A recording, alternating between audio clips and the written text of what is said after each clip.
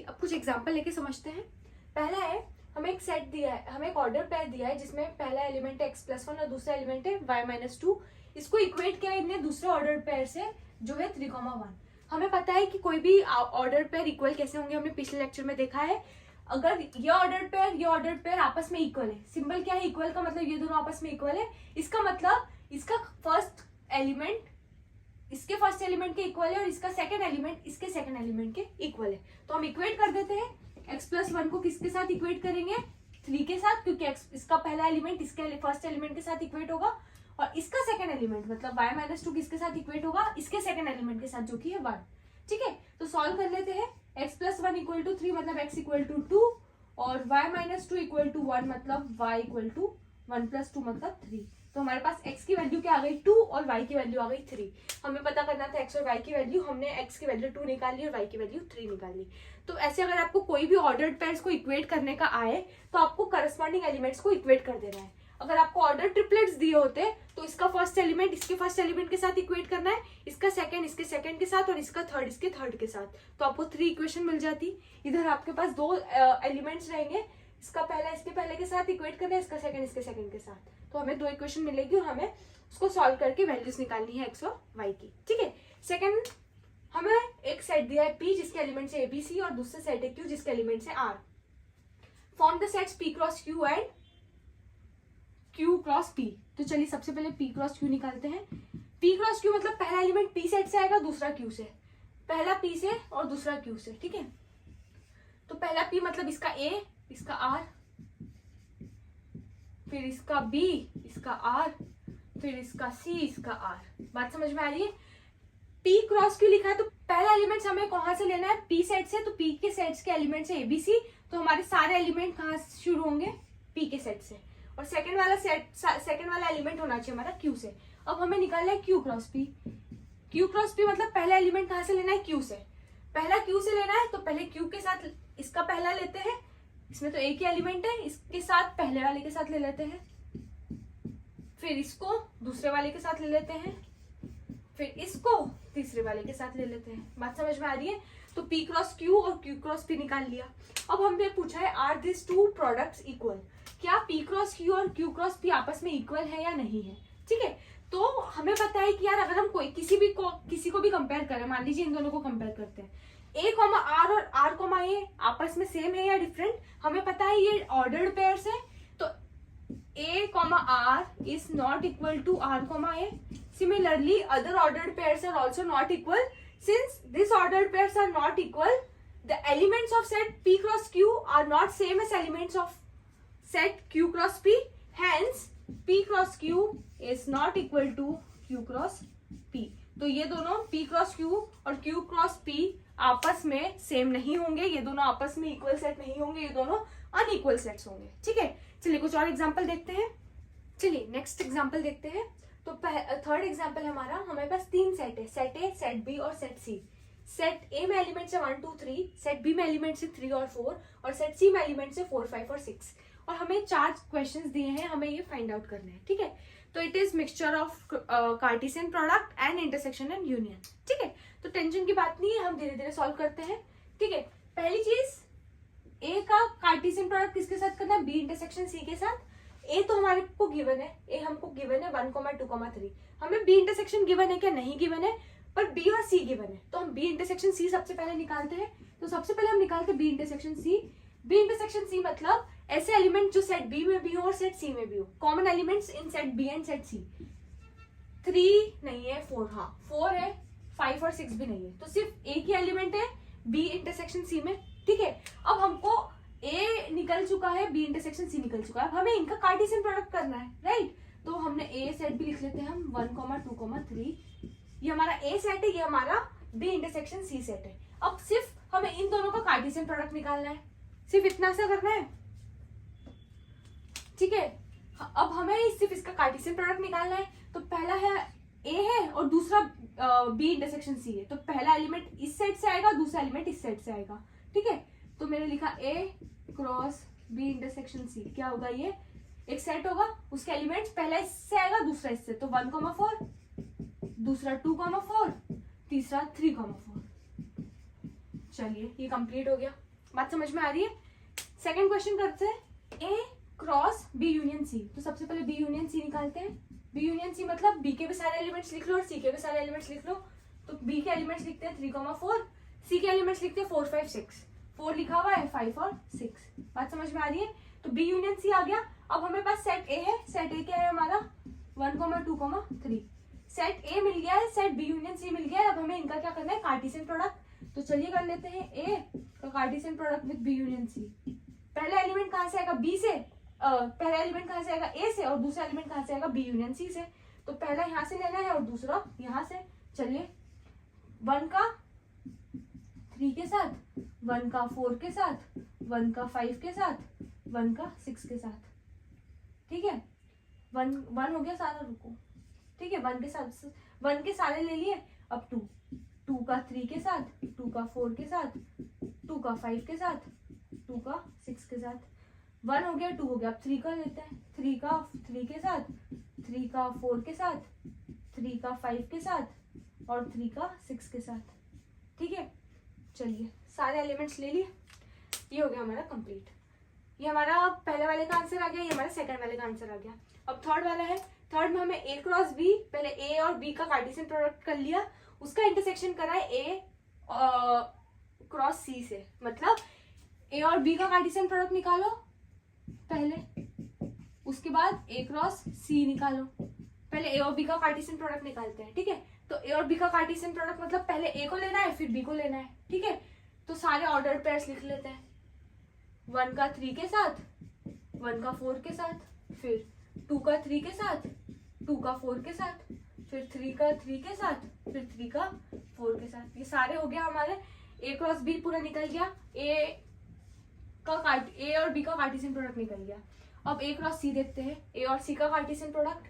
तो ए ये है, सी ये रहा। पहले ए का लेना है, तो 1 का 4 के साथ, 1 का 5 के साथ, 1 का 6 के साथ, फिर 2 का 4 के साथ, 2 का 5 के साथ, 2 का 6 के साथ। ठीक है, 3 का 4 के साथ, 3 का 5 के साथ, 3 का 6 के साथ। ठीक है, चलिए ए कार्टेशियन प्रोडक्ट, ए का कार्टेशियन प्रोडक्ट बी के साथ निकाल लिया, ए का कार्टेशियन प्रोडक्ट सी के साथ निकाल लिया। अब हमें इन दोनों के साथ क्या करना है? इंटरसेक्शन करना है। मतलब इसका इसके साथ इंटरसेक्शन करना है। मतलब इसमें और इसमें जो ऑर्डर पेयर कॉमन है वो हमें निकालना है। अब हमें पता है ऑर्डर पेयर में ऑर्डर मैटर करता है, तो हमें ध्यान रखना है अगर कहीं 1,3 और इधर 3,1 है तो हमें इक्वल नहीं बताना है, मतलब उससे कॉमन एलिमेंट नहीं लेना है। 1,3 से कॉमन एलिमेंट चाहिए तो इसमें भी 1,3 होना चाहिए। बात समझ में आ रही है? चलिए अब हम एक काम करते हैं, इनका इंटरसेक्शन निकालते हैं। तो ए क्रॉस बी, इसका इंटरसेक्शन विद बी और सी का कार्टेशियन प्रोडक्ट क्या होगा? कॉमन एलिमेंट्स निकालते हैं। ठीक है, चलिए 1 बाय 1 देखते हैं। 1,3, क्या इसमें 1,3 है?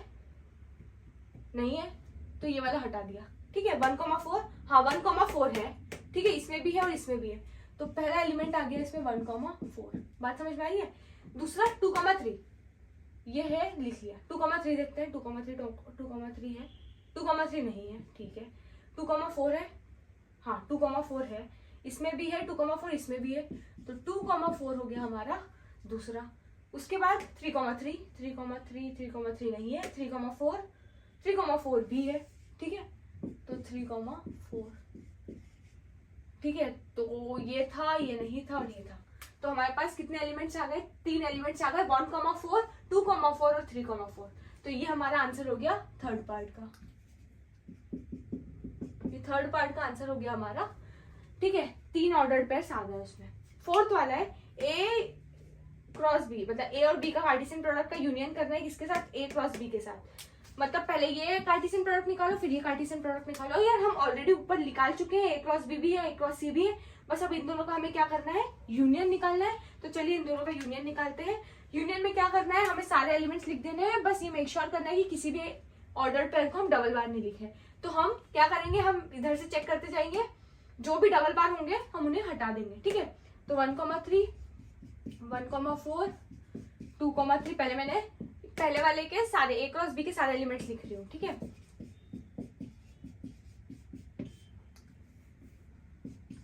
चलिए सारे लिख लिए। अब मैं बी के सारे लिख रही हूँ, बस उनको हटा दूंगी लिखूंगी जो डबल बार आ रहे हैं। तो ये तो मैं एक बार लिख चुकी हूँ 1,4, तो मैं डबल बार नहीं लिखूंगी।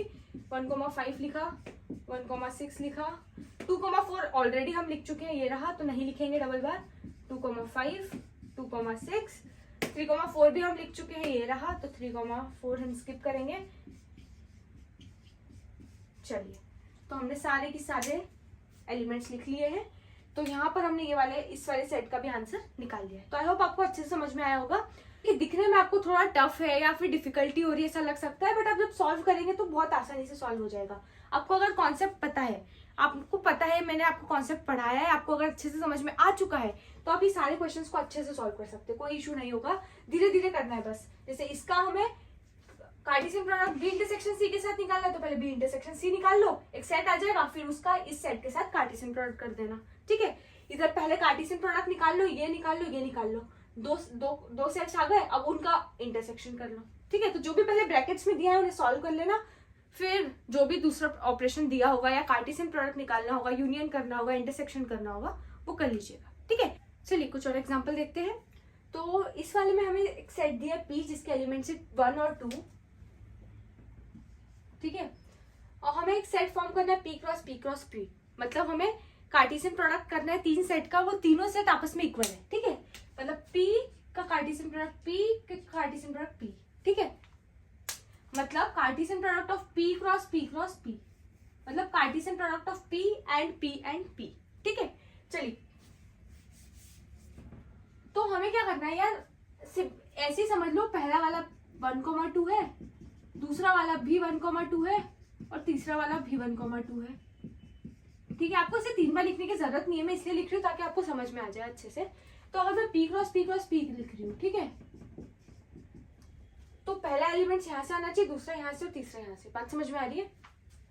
चलिए, एक सेट होगा, सेट के एलिमेंट्स मैंने अलग अलग इसलिए लिखे हैं ताकि आप ये समझो कि पहला वाला P है, ये दूसरा वाला P है, तीसरा वाला P है, ताकि हम कुछ मिस ना करें। ठीक है, तो अब हमें सारे कॉम्बिनेशन लेने, कोई भी कॉम्बिनेशन मिस नहीं करना। तो हम लाइन से शुरू करेंगे यहाँ से। ठीक है, तो पहले मैंने पहले वाले का पहला एलिमेंट लिया है, इसको इसके पहले वाले के साथ और इसको इसके पहले वाले के साथ। ठीक है, पहले मैंने इसका पहला वाला लिया है, तो मैं सारे, देखो पहला एलिमेंट मैंने 1 ले लिया है इसका, अब मैं इन दोनों के सारे ऑर्डर्ड पेयर्स लिख लेती हूँ, यहाँ पे 1 ही रहेगा। ठीक है, तो 1,1 लिख लिया, अब 1,2 ऐसे समझो, मैंने 1 कितने बनेंगे, 2 इंटू 2 4 बनेंगे। ठीक है, तो एक और ये, ठीक है, तो 1 यहाँ लिख लिया, यहाँ पे भी 1 लिख लिया, यहाँ पे भी 1 लिख लिया। अब मैं सारे ऑर्डर्ड पेयर्स निकाल लेती हूँ इन दोनों के, 1,1 1,2 2,1 2,2। बात समझ में आ रही है? अब सिमिलरली मैं 2 के साथ करूंगी, तो 1,2 2,1 2,2 और 1,1, ये मैं भूल गई थी। ठीक है, चलिए सारे एलिमेंट्स लिख लिए मैंने। एक बार चेक कर लेते हैं, हमें पता है कि इसके नंबर, कार्डिनल नंबर क्या होगा, 2 इंटू 2 इंटू 2 होगा, मतलब 8 ऑर्डर ट्रिपलेट्स बनने चाहिए, 1 2 3 4 5 6 7 8, 8 बन चुके हैं। तो ठीक है, यहाँ पे हमारा ये कंप्लीट होता है। नेक्स्ट क्वेश्चन करते हैं, if R is a set of all real numbers, what will R cross R represent and what will R cross R represent. ये तो हम ऑलरेडी समझ चुके हैं थ्योरी में। देखो R क्रॉस R क्या रिप्रेजेंट करेगा, अगर हम इसको लिखें, हमें पता है कि यार अगर पहला वाला भी सारे रियल नंबर ले रहा है, दूसरा वाला भी सारे रियल नंबर ले रहा है, तो ये x, y को रिप्रेजेंट करेगा such that x belongs to real number and x belongs to y also belongs to real number. देखिए, इसको हम 2D ज्योमेट्री भी बोल सकते हैं, मतलब 2D ज्योमेट्री के कार्टेशियन, ये जो कार्टेशियन प्रोडक्ट होगा R क्रॉस R, वो 2D ज्योमेट्री को रिप्रेजेंट करेगा, 2D ज्योमेट्री का कार्टेशियन प्रोडक्ट, या फिर मैं ऐसा बोलूं कि all the points in 2D geometry को रिप्रेजेंट करेगा। और अगर मैं R क्रॉस R करती हूँ, तो वो all the points of 3D geometry को रिप्रेजेंट करेगा।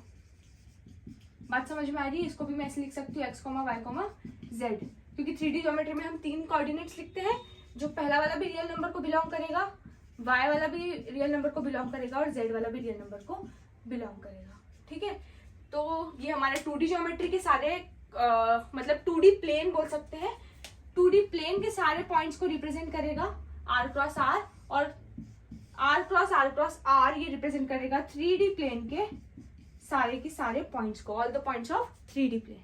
ठीक है, आई होप आपको अच्छे से समझ में आ गया होगा। अब हम थर्ड नेक्स्ट एग्जांपल लेके देखते हैं। ये है, अगर हमें ए क्रॉस बी दिया है तो अब हमें ए और बी फाइंड करना है। यार अभी तक हम उल्टा कर रहे थे, हमें सेट दिए होते थे और हम इनका कार्टेशियन प्रोडक्ट निकालते थे। अब हमें कार्टेशियन प्रोडक्ट दिया हुआ है, अब हमें सेट निकालना है। ठीक है, तो सिंपल है, देखो वही कॉन्सेप्ट लगेगा जो हमेशा लगता है। हमें पता है कि अगर ए क्रॉस बी का कार्टेशियन प्रोडक्ट लिखा है, इसके सारे ऑर्डर्ड पेयर्स में जो कैपिटल ए के सेट के एलिमेंट्स होंगे वो पहले वाले होंगे, ये वाले और ये वाले। बात समझ में आ रही है? क्योंकि पहले ए लिखा है तो ऑर्डर्ड पेयर में जो पहले पहले एलिमेंट होंगे वो ए को रिप्रेजेंट करेंगे। तो मैं इसमें जो भी एलिमेंट्स है वो लिख लेती हूँ। पी, हाँ पी लिख लिया। पी देखो एक बार दो एलिमेंट, इधर भी पी है इधर भी पी है, हमें डबल बार लिखने की जरूरत नहीं है, क्योंकि अगर हम सेट में मल्टीपल बार भी लिखते हैं तो कोई फर्क नहीं पड़ेगा। ये पी लिख लिया, ये पी लिखने की जरूरत नहीं है। एक एम लिख लेते हैं, ये भी एम है। तो हमने दो एलिमेंट्स मिले हमें ए के। अब बी के कौन से एलिमेंट्स होंगे? बी के एलिमेंट सेकंड वाले होंगे। ठीक है, मतलब ये वाले और ये वाले। क्यों? क्योंकि बी सेकंड में लिखा है, पहले ए लिखा है, बी बाद में लिखा है, तो बी वाला रिप्रेजेंट कौन से एलिमेंट्स को करेगा? जो बाद में आ रहे हैं ऑर्डर्ड पेयर्स में। ठीक है, तो लिख लेते हैं सारे जो भी बाद में आ रहे हैं ऑर्डर्ड पेयर्स में। क्यू है, फिर आर है, फिर क्यू है तो क्यू लिख चुके हैं, फिर आर भी लिख चुके हैं, तो लिखने की जरूरत नहीं है। तो हमने सेट ए निकाल लिया और हमने सेट बी निकाल लिया। ठीक है, आई होप यहाँ पे आपको ये सब चीजें अच्छे से समझ में आ गई होगी।